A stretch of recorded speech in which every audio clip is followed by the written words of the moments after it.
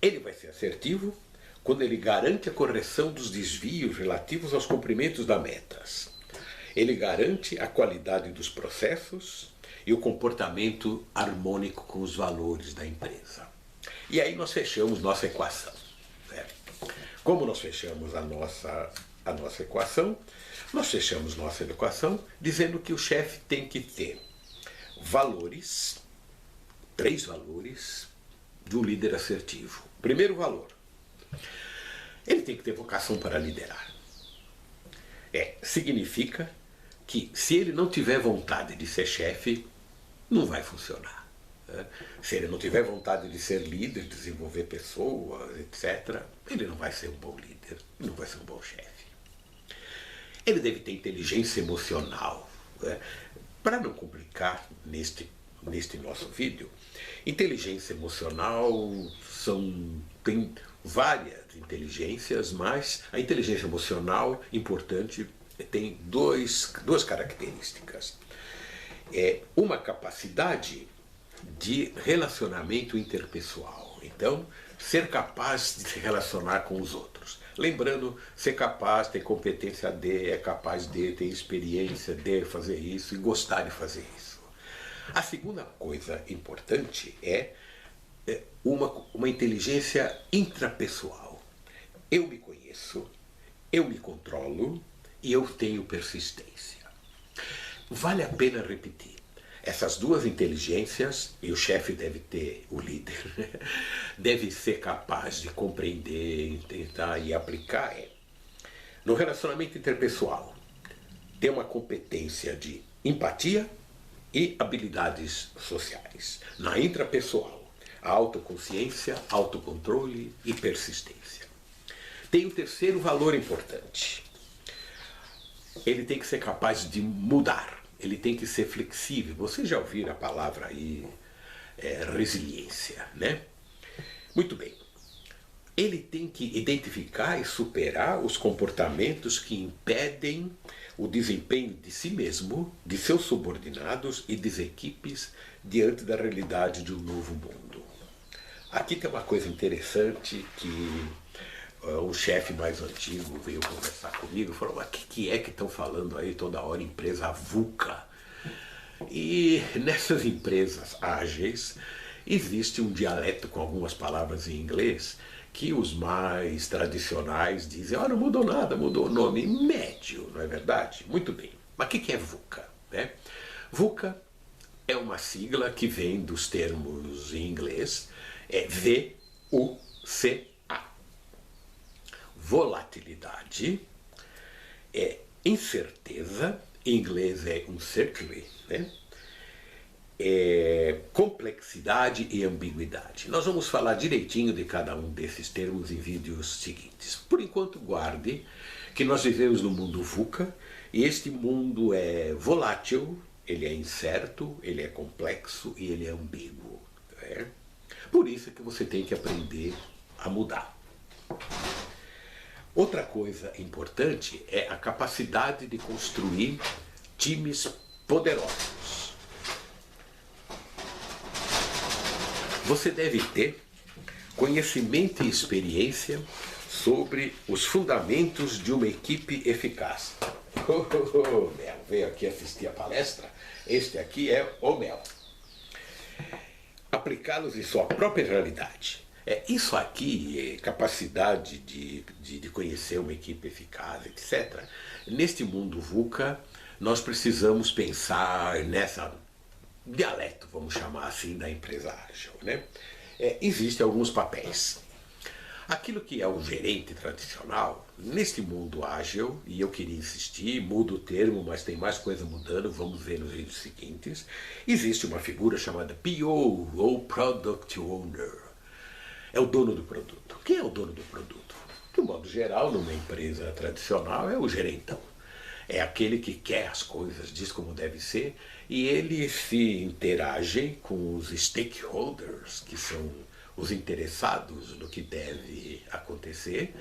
Ele interage com este pessoal e diz para o líder da equipe, que é chamado aqui de Scrum Master, que é o coordenador do time. Esse coordenador do time, ele é um cara que coordena e joga. Ele deve ser um orientador, ele não é aquele cara que manda, mas é aquele cara que ajuda. Esta é uma habilidade do Scrum Master que nós devemos aprender e o chefe, o líder, deve aprender a desenvolver.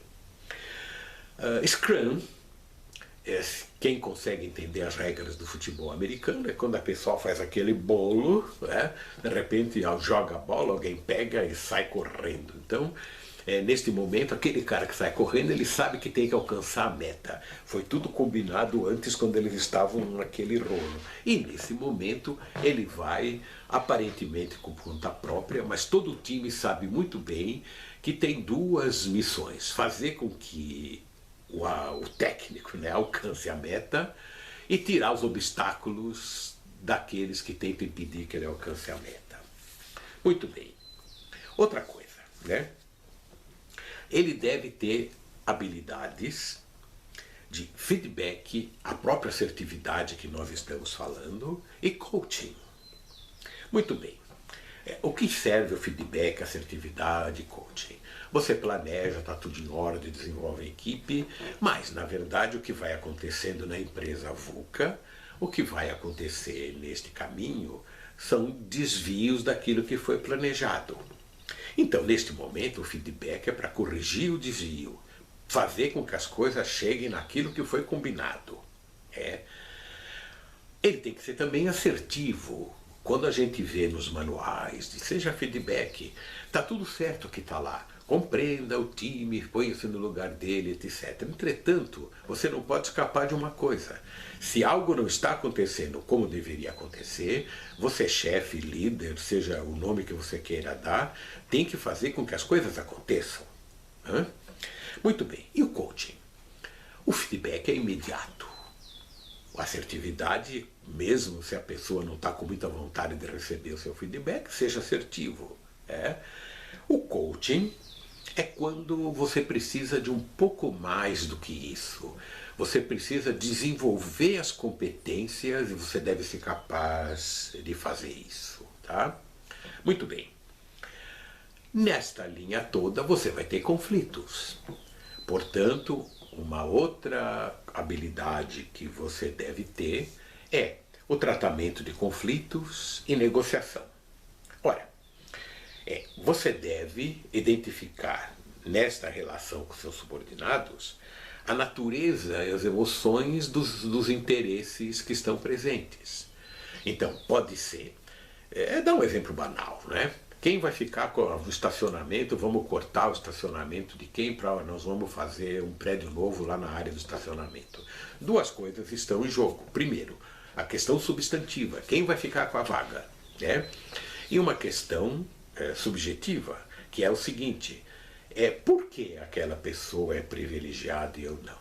Por que o gerente de marketing vai ganhar a vaga e não o gerente de recursos humanos? Essas duas coisas têm que ser negociadas.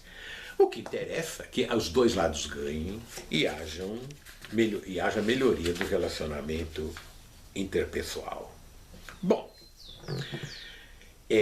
falta falar de uma coisa aqui, que você é também um business partner. Tradução literal, parceiro de negócios. Para isso, você tem que compreender as estratégias empresariais para que você possa vincular os seus próprios resultados e os dos seus subordinados aos objetivos empresariais, aos sistemas gerenciais de informação, às políticas corporativas. Se você não compreende isso, você não vai poder fazer a gestão estratégica do desempenho. Por quê?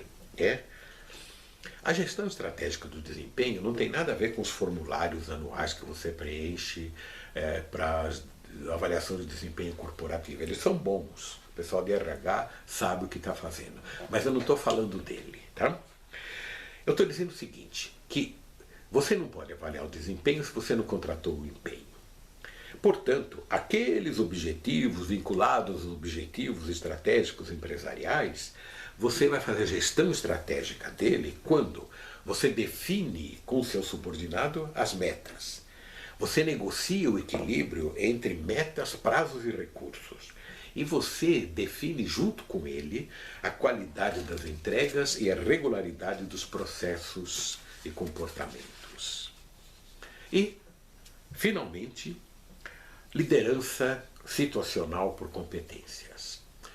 Esqueça, por favor, os livros de autoajuda, que eu costumo brincar nas minhas palestras, eles deveriam ser vendidos com tarja preta, eles são perigosos. Né? Eles são escritos por pessoas que geralmente não foram líderes, nunca foram líderes, não sabem liderar, mas compreendem o desejo de todo mundo de crescer, de se desenvolver. Tudo bem. Entre as coisas que aparecem ali é que existem estilos de liderança. E que você deve seguir estilos rígidos. Não. Nessa empresa VUCA, que nós já falamos, aliás, perdão, o mundo é VUCA, né? Nessa empresa ágil que vive no mundo VUCA, onde tem velocidade, tudo isso que a gente vem falando até agora, né? Essas coisas mudam, né?